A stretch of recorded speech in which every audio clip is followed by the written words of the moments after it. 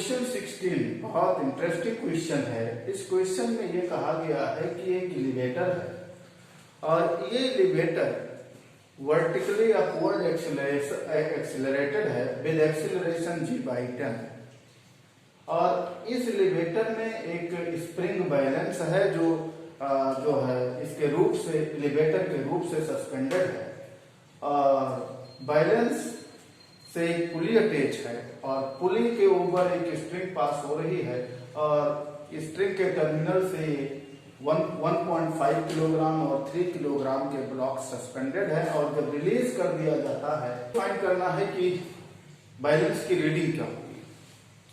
तो देखते हैं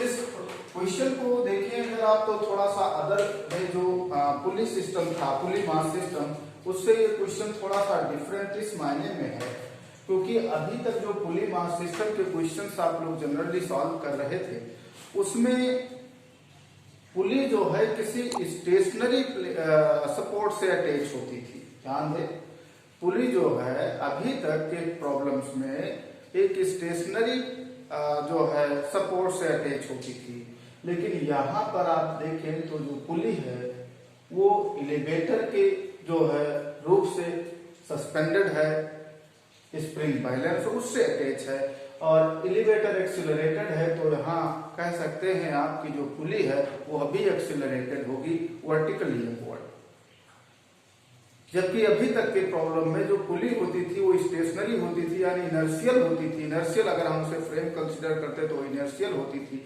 लेकिन अब की बार पुली इनर्शियल नहीं है। अब की बार यहाँ इस प्रॉब्लम में पुली जो है वो नॉन इनर्शियल फ्रेम है। अब अगर पुली नॉन इनर्शियल फ्रेम है तो हम ये जानते हैं कि पुली के रिस्पेक्ट में अगर देखेंगे तो जो ब्लॉक 1.5 किलोग्राम है और 3 किलोग्राम है, एक 1.5 जितना अप में मूव करेगा उतना ही 3 किलोग्राम डाउन में मूव करेगा। लेकिन ये बात सही होगी पुली के फ्रेम में,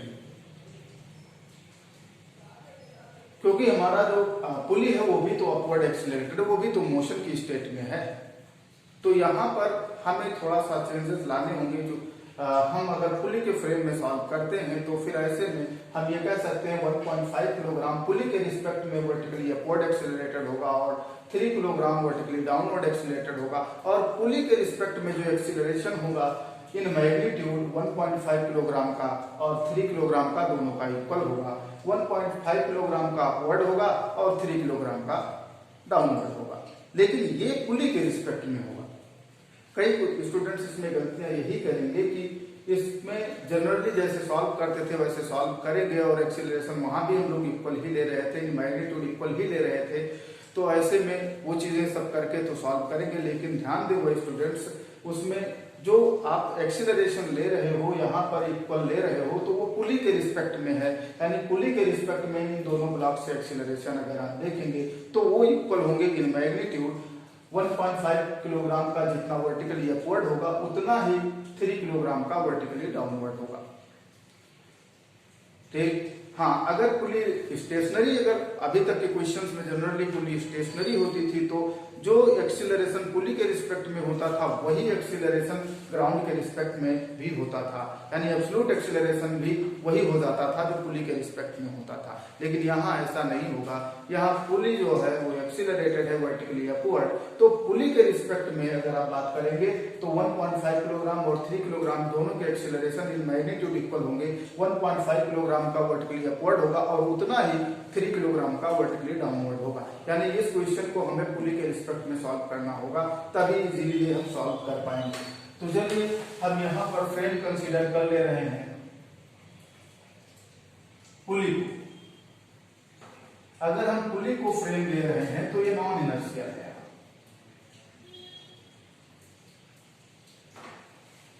अब अगर पुली नॉन इनर्शियल है तो हम किसी भी ब्लॉक के लिए अगर एफडी बनाएंगे तो वहां स्यूडो फोर्स आएगा और पुली एक्सिलरेटेड किधर है, अपवर्ड एक्सिलरेटेड है, यानी हमारा फ्रेम जो है वो अपवर्ड एक्सिलरेटेड है, तो ऐसे में जो स्यूडो फोर्स होगा वो डाउनवर्ड आएगा और कितना होगा, mass of the body into acceleration of frame of reference. तो फ्रेम ऑफ रेफरेंस का एक्सिलरेशन गिवन है, g/10 है। तो चलिए एफबीडी हम बनाते हैं। FBD of block M1। तो देखें इसका वेट जो है वो तो वर्टिकली डाउनवर्ड एक्ट ही करेगा। अमाउंट जी, अमाउंट 1.5 किलोग्राम गिवन है, तो यहाँ 1.5 और जी की वैल्यू हम 10 ले रहे हैं, थोड़ा कैलकुलेशन इजी रहेगा, तो ये हो गया 15 न्यूटन।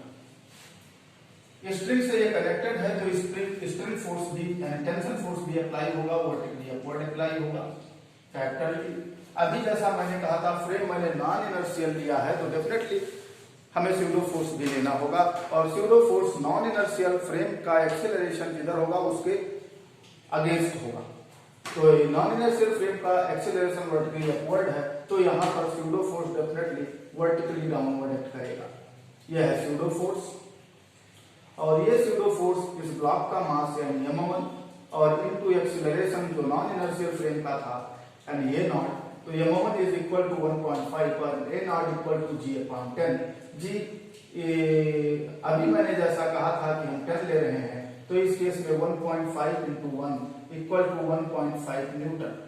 तो स्यूडो फोर्स इस m1 ब्लॉक पर वर्टिकली डाउनवर्ड एक्ट करेगा और वो भी 1.5 न्यूटन एक्ट करेगा। अब अगर हम पुली के रेफरेंस में क्वेश्चन को सॉल्व कर रहे हैं, तो एक्सीलरेशन जैसा मैंने भी कहा था कि जितना 1.5 किलोग्राम का अपवर्ड में होगा उतना ही 3 किलोग्राम का डाउनवर्ड में होगा। चलिए कंसीडर कर लेता हूं, उससे स्मॉल ये है, तो ये इस सिचुएशन में हम ये कह सकते हैं कि जो नेट फोर्स होगा वो इक्वल टू अपवर्ड फोर्स, क्योंकि अपवर्ड एक्सीलरेटर है, नेट फोर्स अपवर्ड आएगा, तो अपवर्ड में जो इस पे फोर्स है वो टेंशन फोर्स है, T माइनस m1g और माइनस Ft, और F net mass into acceleration होगा। और इस पुली के रेफरेंस में मैं एक्सीलरेशन ये कंसीडर कर ले रहा हूं, तो m1 ये equal to T minus m1g minus Ft। Values को हम पुट कर ले रहे हैं, तो ये है आ गया अमाउंट तो गिवन है 1.5 ये equal to T minus m1g, m1g मैं अभी सॉल्व कर चुका हूं 15 न्यूटन है, और माइनस 1.5। तो इसे सिंप्लीफाई कर लीजिए, तो यहां से ये आ रहा है 1.5 इक्वल टू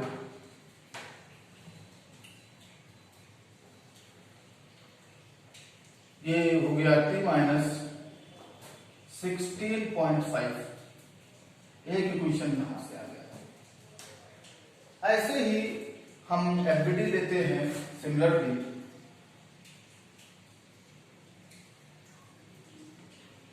FBD ऑफ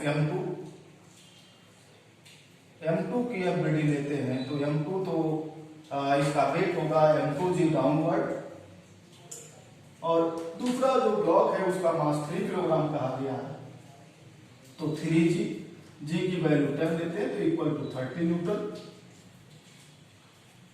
और यहाँ पर ये कहा गया स्ट्रिंग से कनेक्टेड है, तो ये tension force vertically upward act करेगा।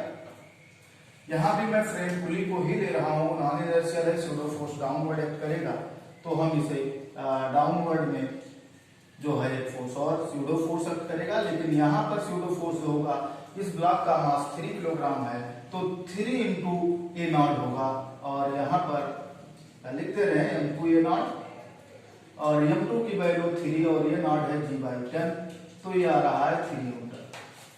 तो स्यूडो फोर्स इस पे 3 न्यूटन होगा, और ये वर्टिकली डाउनवर्ड एक्सीलरेटेड है, ये अपवर्ड एक्सीलरेटेड था, तो वर्टिकली डाउनवर्ड एक्सीलरेटेड है, तो नेट फोर्स डाउनवर्ड होगा।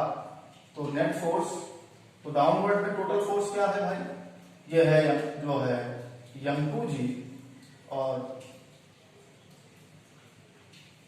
प्लस m2a, और माइनस अपवर्ड में जो फोर्स है वो T है, और F net mass into acceleration होता है, तो m2a equal to m2g plus m2a minus T। सारी वैल्यूज पुट करते हैं, तो ये 3a इक्वल टू यहाँ m2g में सॉल्व कर चुका हूँ 30 न्यूटन है, और प्लस m2a 3 न्यूटन है, तो माइनस T। तो यहाँ से 3a equal to 33 minus T, ये इक्वेशन सेकंड हो गया। हमें दो इक्वेशंस यहाँ से मिल चुके हैं।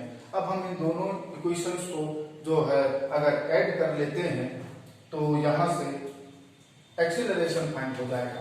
तो इक्वेशन 1 + 2 अगर हम सॉल्व करते हैं, जैसे ही 1 + 2 1 और 2 को ऐड करते हैं तो लेफ्ट साइड अगर आप ऐड करते हैं तो 1.5a और +3a, तो ये हो जाएगा 4.5a। और इक्वल टू राइट साइड अगर ऐड करते हैं आप, तो आप देखें कि यहाँ प्लस में है, यहाँ माइनस में है, और यहाँ 16.5 और यहाँ 33 है, तो 33 - 16.5, तो ये 4.5 ये इक्वल टू, इसे सिंप्लीफाई कर लीजिए तो ये आ रहा है 16.5, तो ये इक्वल टू 165/45।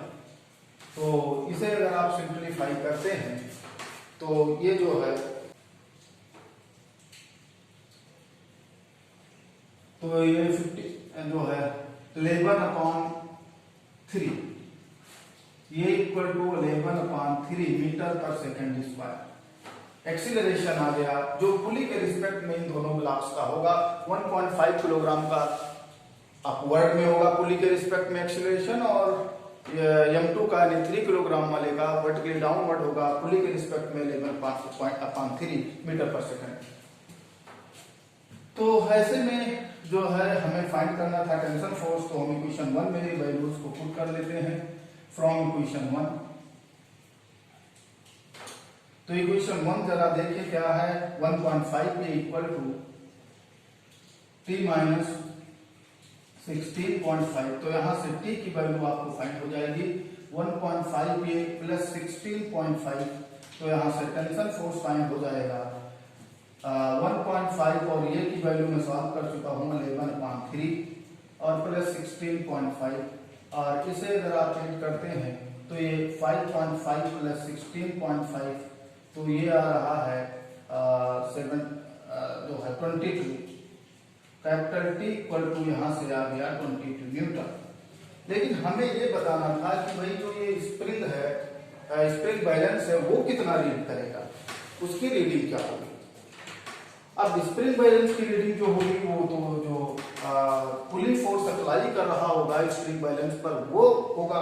तो अगर हम यहाँ पर पुली की बात करें तो पुली की अगर हम एबीडी बनाते हैं जो है यहाँ फ्रेम में, अब फिर से वापस लौट आ रहा हूँ, ग्राउंड को ले रहा हूँ मैं, पुली को जो है फ्रेम ना लेकर, पुली का ही जो मैं फ्रेम बना एबीडी बना रहा हूँ तो डेफिनेटली मैं किसे फ्रेम ले रहा हूँ, फिर तो ग्राउंड को ले रहा हूँ।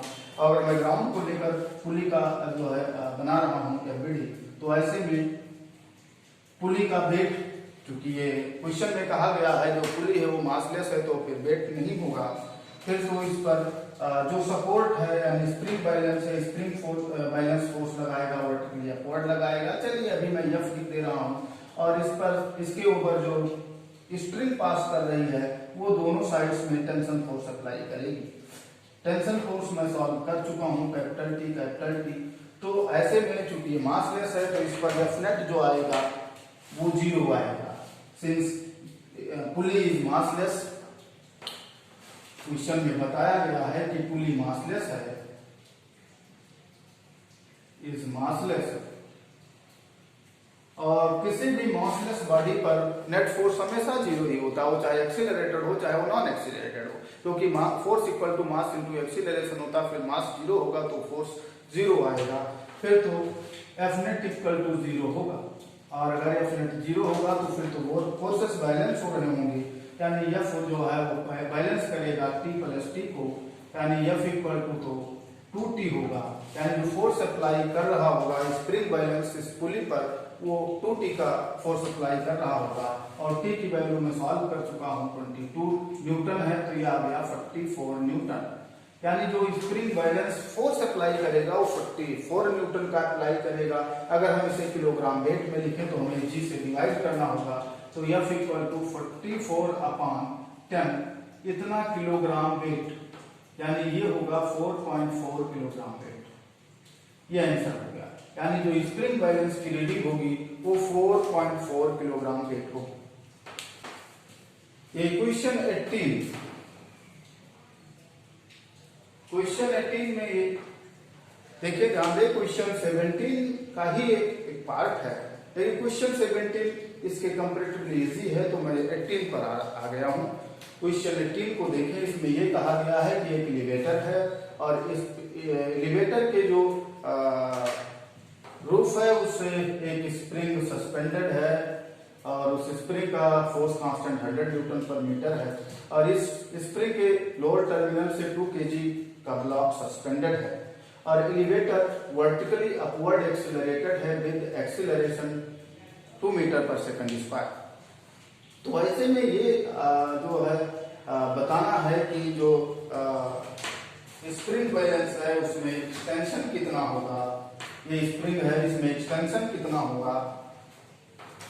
तो देखिए जरा, अगर एक्सटेंशन फाइंड करना है यानी कि ये मोशन की स्टेट में 2 kg नहीं है, अगर हम एलिवेटर के रिस्पेक्ट में बात करें तो ये स्टेशनरी होगा। हाँ, ग्राउंड के रिस्पेक्ट में अगर बात कर रहे हो तो फिर 2 kg एलिवेटर के साथ ही वर्टिकली अपवर्ड एक्सीलरेटेड है। मेरी बात को ध्यान दे, कई बार इसमें कंफ्यूजन हो जाती है।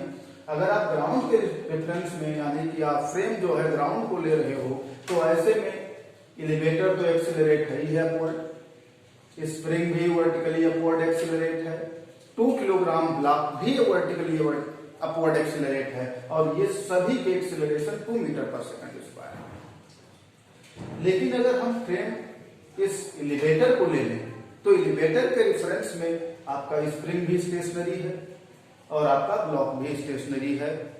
तो अब आपके पास दो चॉइसेस हैं, या तो आप ग्राउंड के रेफरेंस में अगर सॉल्व कर रहे हो तो ऐसे में आपको सभी पूरा का पूरा सिस्टम वर्टिकली अपवर्ड एक्सीलरेटेड है 2 मीटर पर सेकंड स्क्वायर के एक्सीलरेशन से, तो आप ब्लॉक का भी एक्सीलरेशन 2 मीटर पर सेकंड स्क्वायर लेंगे और इस सारे का सारे सभी का एलिवेटर हो, स्प्रिंग हो, ब्लॉक हो, सभी के एक्सीलरेशन 2 मीटर पर सेकंड स्क्वायर वर्टिकली अपवर्ड है।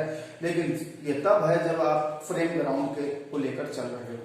लेकिन अगर आप फ्रेम एलिवेटर को ले लो तब फिर ऐसे सिचुएशन में सब कुछ स्टेशनरी हो गया और अगर सब कुछ स्टेशनरी हो गया तो टोटल फोर्स किसी भी पार्ट पर, चाहे आप ब्लॉक पे कहें चाहे किसी पार्ट पे कहें, टोटल फोर्स जो होगा वो 0 होगा। लेकिन ग्राउंड के रेफरेंस में ऐसा नहीं होने वाला है। तो देखिए इसको मैं अब थोड़ा चेंज कर रहा हूँ ताकि उन स्टूडेंट्स के लिए, ताकि कई स्टूडेंट्स ऐसे होते हैं जो हमेशा ग्राउंड के फ्रेम में ही क्वेश्चन को सॉल्व करते हैं। तो मैं ये चाहता हूँ कि अगर वो स्टूडेंट्स भी ये समझ पाए कि ठीक है उनका भी सोल्यूशन ठीक है, वो भी वैसा कर रहे हैं तो वो भी गलत नहीं कर रहे हैं। चलिए मैं जनरल सोल्यूशन दे रहा हूँ ग्राउंड के रेफरेंस में। अगर हम ग्राउंड को फ्रेम ले रहे हैं, जनरली जब ग्राउंड को फ्रेम लेते हैं तो हम उसका मेंशन नहीं करते। तो ये हम ग्राउंड को अगर फ्रेम ले रहे हैं तो ब्लॉक जो है, ब्लॉक एक्सीलरेटेड है vertically upward, block is accelerated upward. फिर तो ब्लॉक वर्टिकली अपवर्ड एक्सीलरेटेड है विद एक्सीलरेशन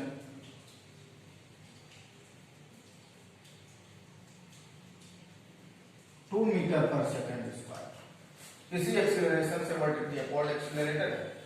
तो ऐसे में एफबीडी अगर हम बनाते हैं तो ऐसे में जो ब्लॉक है उसका वेट वर्टिकली डाउनवर्ड लगेगा 2 इंटू जी हम 10 कंसीडर कर ले रहे हैं और स्प्रिंग जो फोर्स लगा रही है, अगर हम एक्सटेंशन इसमें एक्स कंसीडर कर लें, एक्स1 एक्सटेंशन कंसीडर कर लें तो स्प्रिंग फोर्स जो लगेगा F1 इक्वल टू KX1 और K की वैल्यू यहाँ 100 बताया गया है।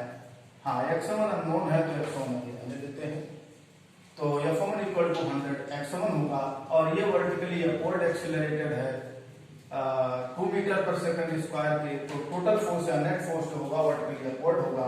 तो F नेट इक्वल टू अगर हम फाइंड करते हैं तो F1 माइनस 20 न्यूटन।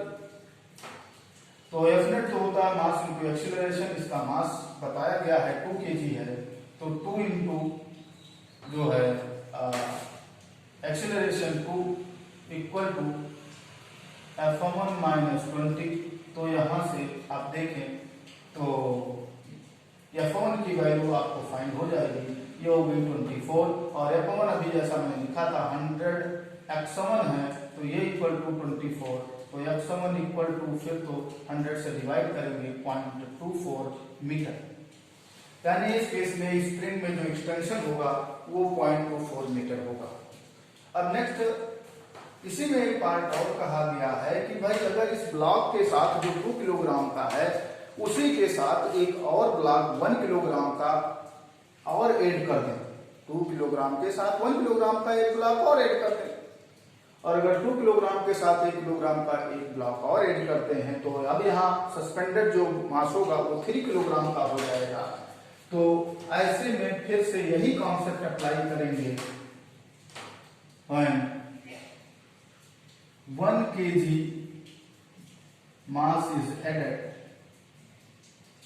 जब हम 1 kg मास को और ऐड कर रहे हैं तब हम एफबीडी सिमिलर यही कॉन्सेप्ट है, लेकिन बस थोड़ा सा चेंज आ रहा है। अब यहाँ 3 kg हो गया, अब इसका वेट 3g डाउनवर्ड में करेगा, यानी 30 न्यूटन होगा। और वर्टिकली अपवर्ड जो होगा, अब सपोज कर ले रहा हूँ F2 फोर्स एक्ट करेगा। और अब एक्सटेंशन इस सिचुएशन में अगर मैं कंसीडर करता हूँ कि x2 मीटर है, तो अब ये F2 जो होगा that will be equal to kx2, और k की वैल्यू 100 गिवन है, तो 100x2।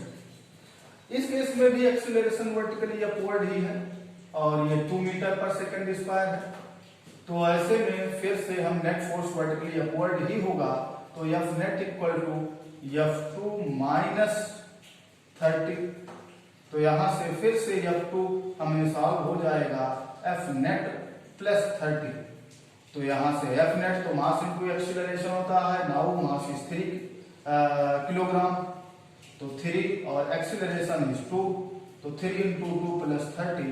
तो यहां से F2 इक्वल टू आ गया जो है 36 न्यूटन। और F2 अभी मैं सॉल्व कर चुका हूं, 100x2 है, तो 100x2 इक्वल टू 36। तो फिर इसे सॉल्व करते हैं तो x2 इक्वल टू 0.36 मीटर। लेकिन ये कहा गया था क्वेश्चन में कि भाई जब 1 किलोग्राम आप ऐड कर दोगे एक्स्ट्रा, तो ऐसे में कितना और फर्दर एक्सटेंशन कितना होगा। तो फर्दर एक्सटेंशन पहले तो इतना ही एक्सटेंशन था ही जब 2 किलोग्राम था, और हमने ऐड किया तब अब एक्सटेंशन 0.36 हो गया। तो फर्दर एक्सटेंशन कितना हुआ, तो फर्दर एक्सटेंशन अगर आप देखते हैं तो फर्दर एक्सटेंशन जो आ रहा है तो डेल्टा x इक्वल टू, फिर तो ये x2 माइनस x7 होगा, और ये इक्वल टू 0.36 माइनस 0.24। तो इसे सिंप्लीफाई करो तो 0.12 मीटर, यह आंसर हो गया। तो जो फर्दर एक्सटेंशन जो उस स्प्रिंग में आएगा वो 0.24 मीटर आएगा। क्वेश्चन 19 में ये कहा गया है कि एक बैलून है और उस बैलून पर एयर जो बॉयंट फोर्स अप्लाई करता है वो कांस्टेंट है, वो कैपिटल भी है, वर्टिकली अपवर्ड अप्लाई करता है। और उस पर एयर रेजिस्टेंस जो एक्ट करता है वो डायरेक्टली प्रोपोर्शनल है उसके वेलोसिटी के और अगेंस्ट वेलोसिटी है।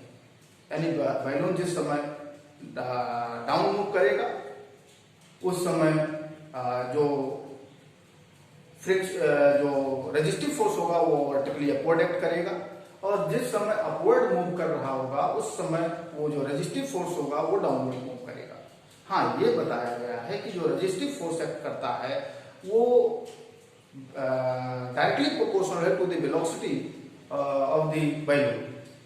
तो देखें, पहले तो इसमें ये कहा गया है कि भाई ये बैलून है और ये जो बैलून है वो कैपिटल एम मास कैरी कर रहा है।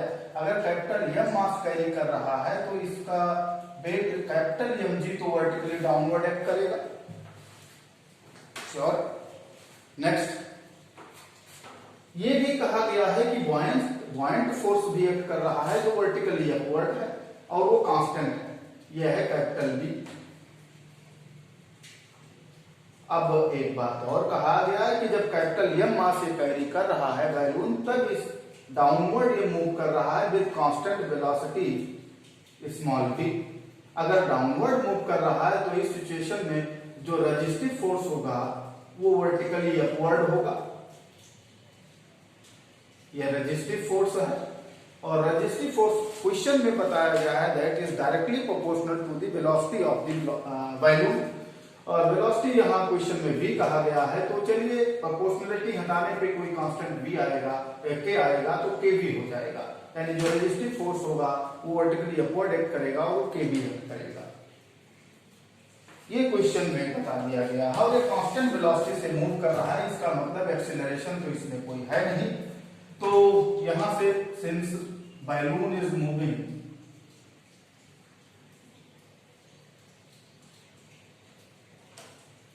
विद कांस्टेंट वेलोसिटी, तो ऐसे में फिर तो F net equal to definitely zero होगा, क्योंकि एक्सीलरेशन जीरो होगा। अगर एक्सीलरेशन जीरो है तो नेट फोर्स जीरो होगा। और नेट फोर्स अगर आप एफबीडी से आप देखें तो टोटल अपवर्ड फोर्स जो है वो है केबी प्लस डी, ये मिलकर बैलेंस करेंगे कैपिटल एम जी को, फिर तो एक इक्वेशन ये मिल जाएगा। अब एक बात, ये अगला केस ये का बताया गया है, क्वेश्चन में कहा गया है कि भाई अगर इसके मास को रिड्यूस किया जाए, बैलून को जो कैरी कर रहा है, कैपिटल एम मास कैरी कर रहा था, अब इस मास को रिड्यूस कर रहे हैं। अब अगर इस मास को रिड्यूस करेंगे तो इतना मास रिड्यूस कर दे रहे हैं कि फिर से बैलून बी वेलोसिटी से अपवर्ड मूव करने लगता है, बी वेलोसिटी से अपवर्ड मूव करने लगता है। तो अब हमें ये फाइंड करना है कि वो कितना मास रिमूव किया गया है, कितना मास रिमूव कर देंगे कि ये बैलून फिर से दोबारा अपवर्ड मूव करने लगेगा इतनी ही वेलोसिटी से। तो यहां पर मैं कंसीडर कर ले रहा हूं let the mass removed is small m. तो अगर इतना हुआ देन एफबीडी, फिर से हम बैलून की एफबीडी बना ले रहे हैं। तो अब तो इसका मास हमने स्मॉल एम रिड्यूस कर दिया है, था कितना, कैपिटल एम था, तो कितना मास अब इसमें है, अब तो capital M minus small M है, तो इसका वेट जो होगा वो अब होगा capital M minus small M into g. हाँ, बॉइंट फोर्स उसने खुद बताया है वो कांस्टेंट ही है और वो वर्टिकली अपवर्ड है। कैपिटल बी तो अभी भी वर्टिकली अपवर्ड एक्ट कर रहा होगा, और लेकिन अब की बार जो ये बैलून है वो वर्टिकली अपवर्ड भी वेलोसिटी से मूव कर रहा है। तो अब की बार जो रेजिस्टिव फोर्स होगा वो फिर तो वर्टिकली डाउनवर्ड एक्ट करेगा एफ आर, और ये होगा फिर से केवी। इस केस में भी वेलोसिटी कांस्टेंट है, इस केस में भी velocity since v equal to constant है, और जब v कांस्टेंट है तो ये जीरो होगा, और ये जीरो होगा तो फिर से नेट फोर्स इस केस में भी जीरो ही आएगा। और अगर नेट फोर्स आपकी भी जीरो होगा तो फिर से फोर्सेस बैलेंस होंगे, और बैलेंस होंगे तो v इक्वल टू फिर अब भी F R plus capital M minus small M into g होगा। तो यहां से b equal to F R तो के बी और plus capital M minus small M into g, तो ये आने वाला है। अब जरा हम इक्वेशन 1 और 2 को ऐड कर दे रहे हैं, हम कंसीडर कर लिए इक्वेशन 2 है, तो 1 प्लस 2 अगर हम ऐड करते हैं तो 1 प्लस 2। तो ऐसे में जैसे इन दोनों को ऐड करेंगे, देखिए लेफ्ट साइड दोनों को ऐड करते हैं KB प्लस B, और इसका लेफ्ट साइड है capital B equal to right side को ऐड करते हैं कैपिटल MG प्लस यहाँ पर देखिए KB और plus capital M minus small m into g. तो यहाँ से देखिए लेफ्ट और राइट साइड में KB कैंसिल हो जाएगा और ये B प्लस B 2B होगा इक्वल टू, यहाँ भी इस ब्रैकेट को अगर हम ओपन करते हैं तो 2 कैपिटल MG और माइनस स्मॉल mg। तो इसे सिंप्लीफाई कर लो तो mg small mg equal to 2 capital mg minus 2b, ये आने वाला है। तो यहां से स्मॉल m इक्वल टू 2 तो कॉमन भी कर सकते हैं आप, तो यहां से 2 कॉमन कर लिया तो ये आ जाएगा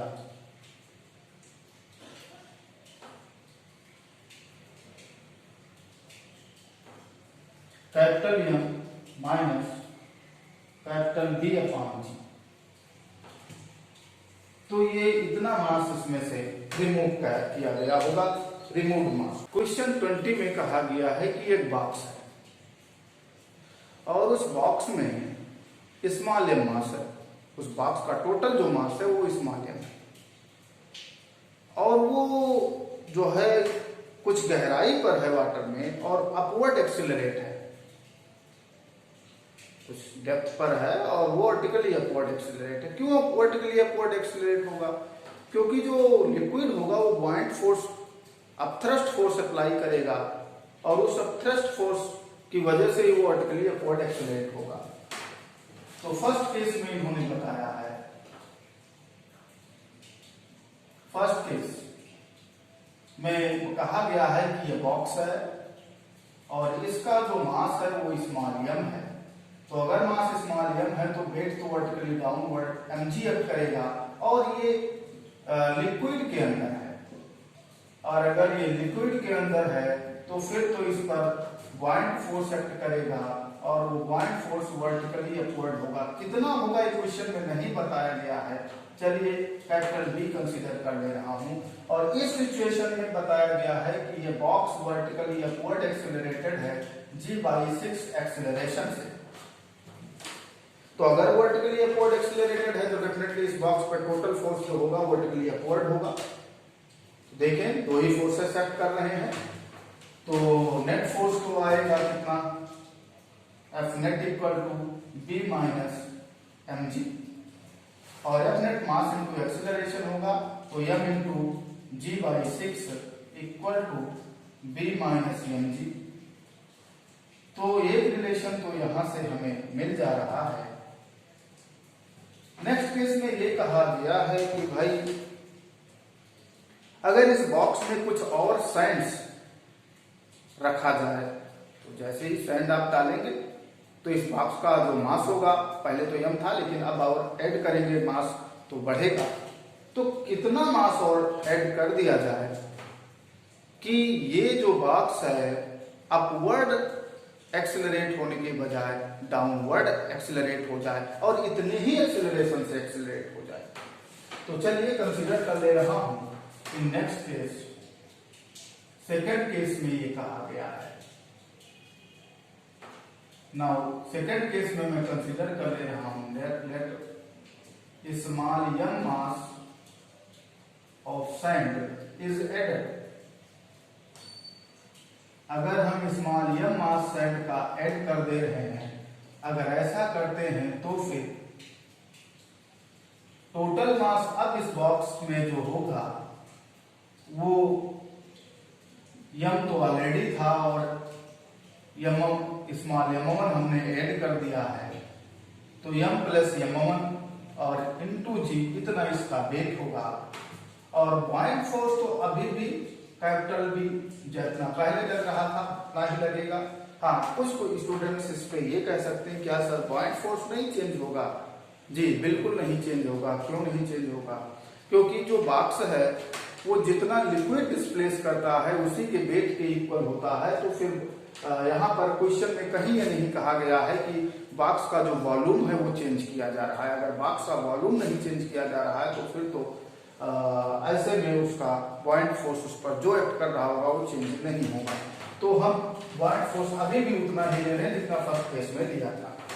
तो बी वर्टिकली अपवर्ड होगा। लेकिन हाँ, इस केस में क्वेश्चन में कहा गया है कि ये बॉक्स वर्टिकली डाउनवर्ड एक्सेलरेटेड है विद एक्सेलरेशन g/6 मीटर पर सेकंड स्क्वायर। तो फिर ऐसे सिचुएशन में नेट फोर्स डाउनवर्ड होगा और डाउनवर्ड फोर्स कितना होगा फाइंड कर लेते हैं। F net equal to m plus m1 into g और माइनस कैपिटल बी और F net इस केस में m होगा, मास इस केस में m प्लस m1 और एक्सेलरेशन इस केस में g/6 बताया गया है। तो यहां से m प्लस m1 और g माइनस b। ये इक्वेशन सेकंड हो गया। अब जरा इक्वेशन 1 और सेकंड, फर्स्ट और सेकंड को अगर हम ऐड कर देते हैं तो फिर देखिए क्या रिजल्ट मिलता है। 1 प्लस 2 ऐड करते हैं तो लेफ्ट साइड ऐड करेंगे तो ये आ रहा है mg/6 plus small m plus m1 into g/6 equal to, right side add करते हैं, b देखिए माइनस में है यहाँ पर और यहाँ पर प्लस में है, ये हो जाएगा कैंसिल। तो यहाँ पर देखिए जो बचेगा वो small m plus m1 into g और माइनस स्मॉल m जी। इसे सिंप्लीफाई कर लीजिए तो यहां से ये आ रहा है mg अपॉन 6 था, तो mg upon 6 plus mg upon 6 plus m1g upon 6 equal to, यहां देखें mg प्लस m1g और माइनस mg, तो mg यहां से कैंसिल हो जाएगा और m1g एक साइड में ले जाइए तो थोड़ा सा ये सिंप्लीफाई हो जाएगा, तो ये आ जाएगा mg अपॉन 3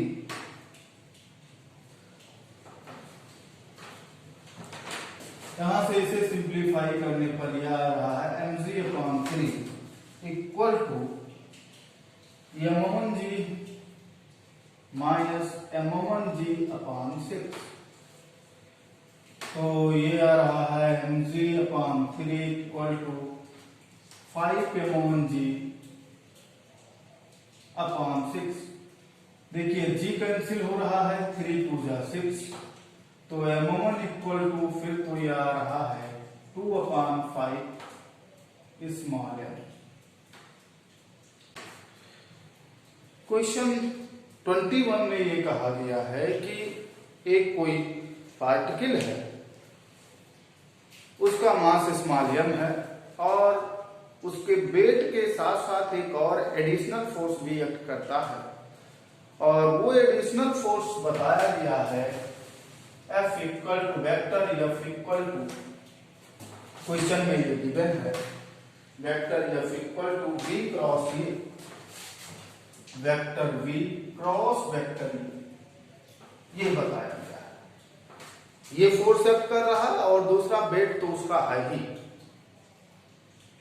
और वो पार्टिकल के बारे में बताया गया है कि कांस्टेंट वेलोसिटी से फिर तो मूव कर रहा है, इन दोनों फोर्सेस के एक्ट करने पर के बावजूद भी।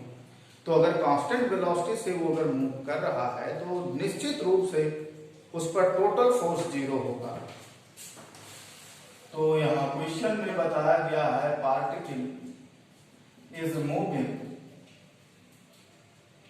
With constant velocity,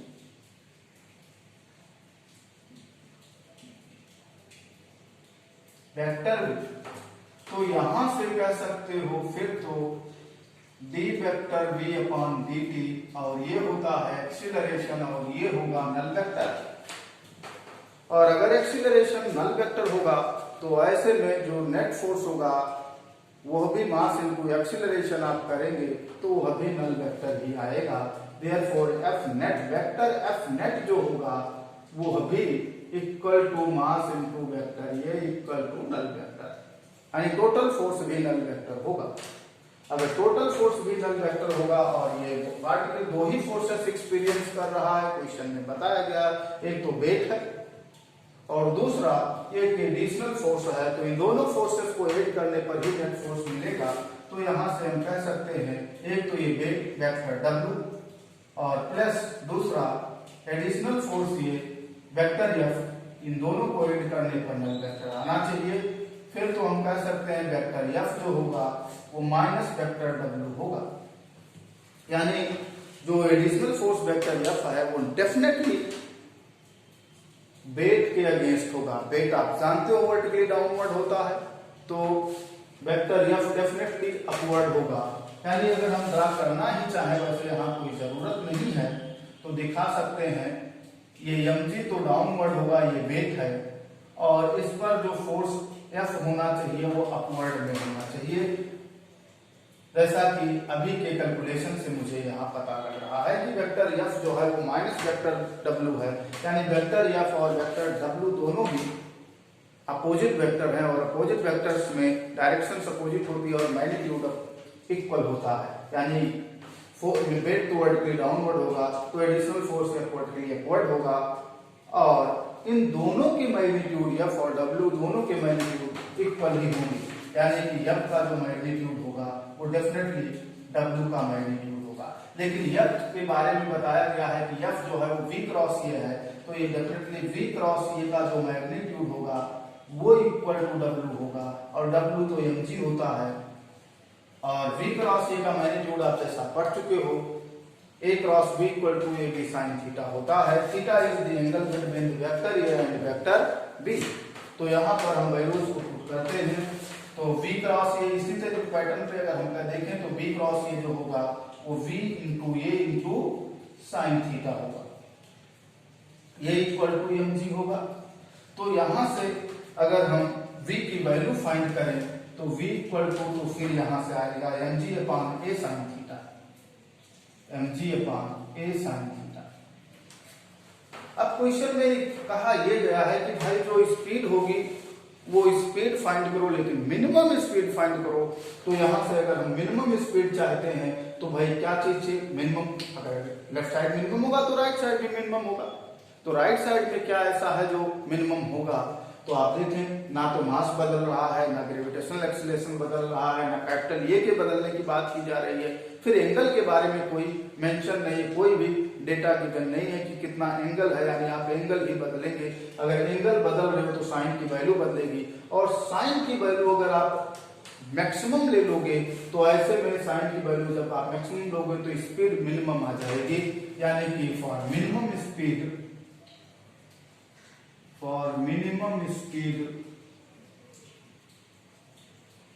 sine theta की जो वैल्यू होगी वो मैक्सिमम हो जाएगी, और मैक्सिमम वैल्यू 1 होती है।